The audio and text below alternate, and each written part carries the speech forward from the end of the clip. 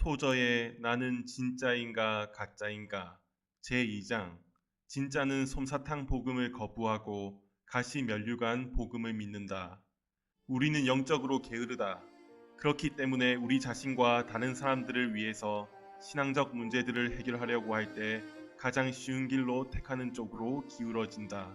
그 결과 우리는 그리스도를 영접하라는 대답을 만병통치약처럼 사용하여 보편적으로 적용한다. 그런데 내가 보기에 이것이 많은 사람들에게 치명적인 결과를 초래했다.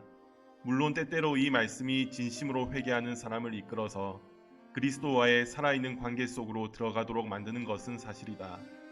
그러나 이와는 달리 너무나 많은 사람들이 이 말씀을 약속의 땅으로 인도하는 지름길로 사용한다.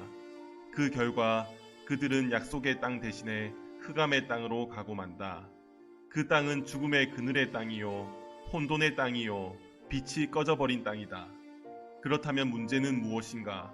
내가 보기에 그리스도를 영접하면 만사 형통한다는 생각이 문제인 것 같다.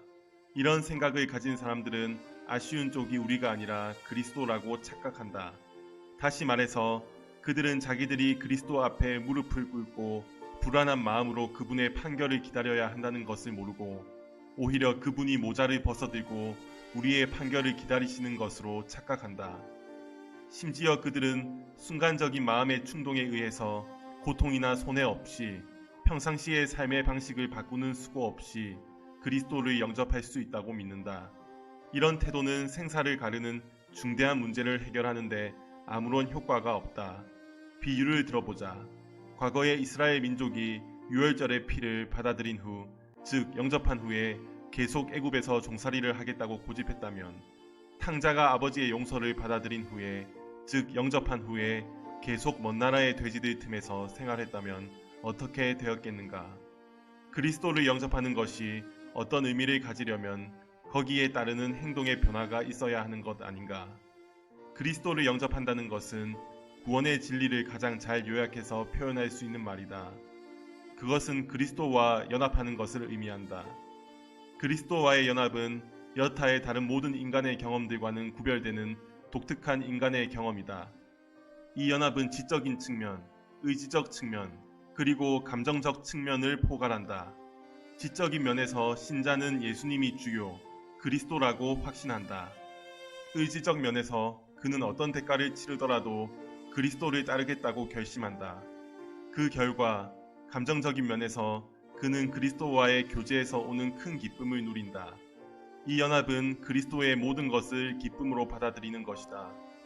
그러므로 오늘 그분이 구주이심을 인정하면서도 그분이 주이심을 인정하는 것을 내일까지 미루는 비겁한 행위는 용납될 수 없다. 진짜 그리스도인은 그리스도의 일부분만을 받아들이지 않고 그분의 모든 것을 받아들인다. 또한 그는 그리스도의 영접이라는 혁명적 거래에 자신의 일부가 아닌 모든 것을 투자한다. 그리스도를 영접하는 것은 그리스도 이외의 다른 모든 것들을 거부하는 것을 의미한다. 주님은 신자에게 있어서 단지 여러 관심의 대상들 중 한 분이 아니라 유일한 대상이시다. 지구가 태양을 중심으로 공전하듯이 신자는 그리스도를 중심으로 공전하면서 그리스도의 사랑에 감격하고 생명과 빛과 따스함을 공급받는다. 이렇게 복된 상태에서 그는 다른 여러 가지 일들에 정열을 쏟지만 그와 그리스도 사이의 관계가 그 일들을 철저히 지배한다. 그리스도의 모든 것을 받아들이고 그분 이외에 다른 것들을 철저히 부정하는 것은 하나님의 명령이다. 여기서 신앙은 그리스도의 인격과 사역을 통해 하나님께 도달한다. 그러나 신앙은 그분의 사역을 그분의 인격에서 분리하지 않으며 그리스도의 십자가를 그리스도 자신에게서 떼어놓지 않는다. 그리스도를 변형시켜서 믿는 것은 신앙이 아니다. 그리스도의 어떤 부분들을 배제하고 그리스도를 믿는 것도 신앙이 아니다. 그러므로 신앙은 그리스도께서 이루신 모든 구속사역, 그리스도께서 지금 그리스도의 사람들을 위해 하늘에서 하고 계신 일, 그리고 그리스도께서 그들을 통해서 그들 안에서 행하시는 모든 것을 받아들이고 기뻐하는 것이다. 그리스도를 영접하는 것은 주의 어떠하심과 같이 우리도 세상에서 그러하니라 라는 말씀의 의미를 이해하는 것이다. 신앙은 그리스도의 친구들을 우리의 친구들로, 그리스도의 원수들을 우리의 원수들로, 그리스도의 방법들을 우리의 방법들로, 그리스도께서 거부하시는 것을 우리가 거부하는 것으로, 그리스도의 십자가를 우리의 십자가로, 그리스도의 생명을 우리의 생명으로, 그리스도의 미래를 우리의 미래로 받아들이는 것이다. 이것이 그리스도를 영접하는 것이다. 그러므로 누군가 그리스도에게 호기심을 갖는다면 우리는 그리스도를 영접하는 것이 무엇을 의미하는지를 그에게 모두 설명해 주어야 할 것이다. 만일 우리가 설명해 주지 않는다면 그는 깊은 영적인 문제에 빠질지도 모른다. 신앙심이 깊은 사무엘 러더퍼드는 그리스도는 바람을 안고 계신다. 하나님은 당신을 그리스도 옆에 그리스도와 같은 방향으로 세워 놓으셨다. 그러므로 당신은 바람이 불지 않는 사너리의 양지 바른 곳을 기대할 수 없다라고 썼다. 러더퍼드가 가볍게 표현한 이 글에서도 그의 탁월한 감각과 표현력이 돋보인다. 이 글은 그리스도인의 삶과 관계된 본질적 사실들 중 하나를 아주 잘 표현한다.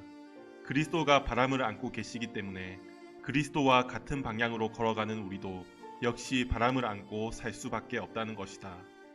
다시 말해서 우리는 풍력에 저항하면서 전진하지 않을 수 없는 것이다. 사너리의 양지 바른 곳을 갈망하는 것은 인간의 본능이다. 우리 인간처럼 예민한 피조물이 이런 본능을 갖는 것 자체가 잘못은 아니라고 나는 생각한다. 찬바람이 부는 곳을 굳이 찾아다니는 사람은 없을 것이다. 그러나 교회의 장구한 역사를 볼 때 교회는 바람을 안고 전진해야만 했다. 결신자를 만들겠다는 열의에 사로잡힌 나머지 최근에 우리는 현대의 세일즈맨들이 사용하는 기법을 사용한 죄를 범한 것 같다는 것이 나의 솔직한 판단이다. 세일즈맨들은 상품의 좋은 점들만 이야기하고 다른 것들에 대해서는 언급하지 않는다. 우리는 사람들에게 접근하여 산허리의 양지 바른 곳에 아늑한 집이 있다고 설명한다. 그리스도를 영접하기만 하면 그분이 마음의 평안을 주시고 문제들을 해결해 주시고 사업이 번창하게 해주시고 가정을 지켜주시고 언제나 행복하게 해주실 것이라고 우리는 말한다. 그들은 우리의 말을 믿고 교회에 나온다. 그들에게 첫 찬바람이 몰아치면 그들은 떨면서 카운슬러에게 찾아가서 무엇이 잘못된 것인지를 알려고 한다. 그러나 안타깝게도 그런 다음 그들 중 많은 사람들에 대해서 우리는 더 이상 아무 소식도 들을 수 없다. 그리스도의 교훈들을 정확히 연구해보면 우리는 그리스도께서 정말 진리에 충실한 분이라고 결론 내리지 않을 수 없다.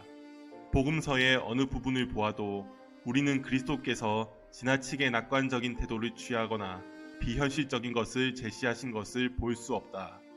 그분은 진리의 전모를 제시하고 사람들로 하여금 결단을 내리도록 하셨다.